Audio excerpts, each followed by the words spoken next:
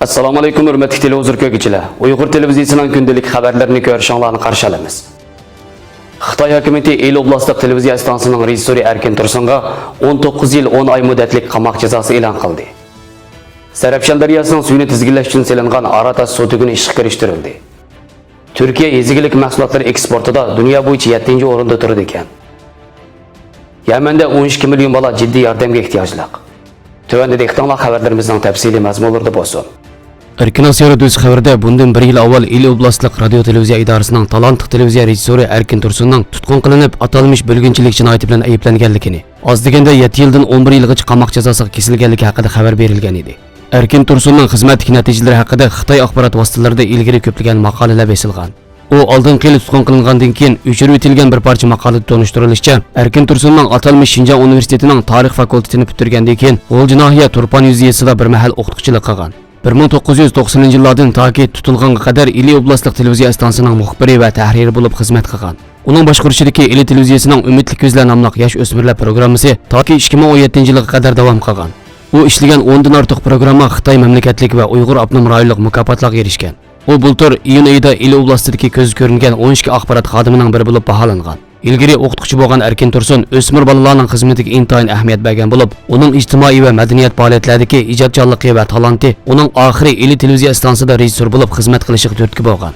2015-yili 10-oyning oxirlari Amerikaga o'qishga kelgan Arafat, Erkin Tursunning o'g'li bo'lib 18-noyabr kuni Arafat ota-onasining hozirgi ahvoli haqida Xitoy hukumatidan surishtirish jarayonida Erkin Tursunning 7 yildan 11 yilgacha emas, balki 19 yil 10 oy kesilganligini, siyosiy huquqidan 2 yil mahrum qilinganligidan xabar topgan. Ammo Xitoy doiralari bu qatim Erkin Tursunning jinoyatini atalmış bölgünçilik emas, balki jinoyatchilarni qanot ostiga elish, milliy kamsitish va milliy o'chmanlikka qudrat qo'l qilish deb ko'rsatgan.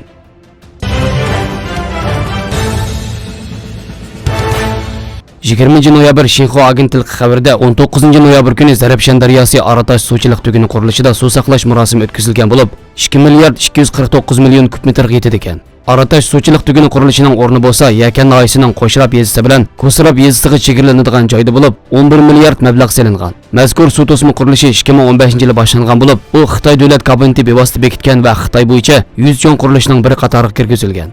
Qiyinlik darajasining yuqori bo'lishi va zo'r mablag' selingan bo'lishidek aloyidliklar tufayli atalmış Şinjan Sensha deb nom berilgan muhim suv qurilishi ekan.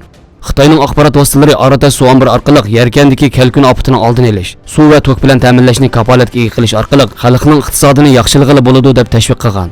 Lekin muhojiratdagi Uyg'ur kuzatuvchilar Xitoy hukumatining kelgusida Sharq Turkistonning janubidagi Tarim va Yarkan daryo bo'ylariga zo'r ko'lamda Xitoy ko'chman yo'tkashga tayyorlik qilayotganligini faraz qilmoqda. Yaqin yillardan buyon Xitoy hukumatining Sharq Turkistondagi Tarim daryosining suvini asliga keltirish, Yarkan daryosi qatorliq ko'p daryo iqlilarini echishga o'xshash suvga munosabatli qurilishlarga alohida ahamiyat berayotganligi diqqat qo'zg'ab kelmoqda.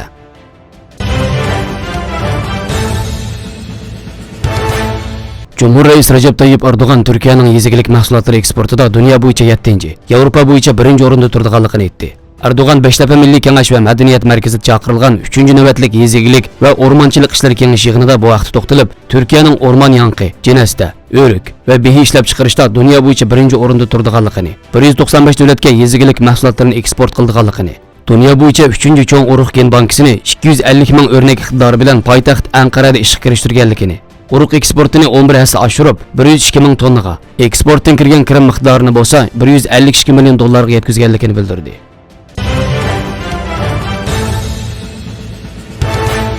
Birleşken Devletler Teşkilatı Bolalar Fondi Cemiyeti Yamanda 12 milyon balaning jiddiy yordamga muhtoj ekanligini bildirdi.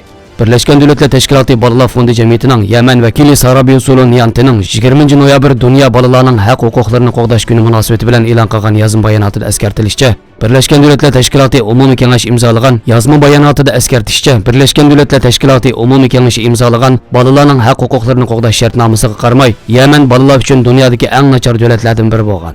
O'zliksiz davomlashayotgan to'qinishlar sababidan davlatning ijtimoiy xizmati butunlay vayron bo'lgan bo'lib, Yamanda taxminan 12 million, ya'ni yamanlik har bir bola jiddiy insonparvarlik yordamga muhtoj ekan.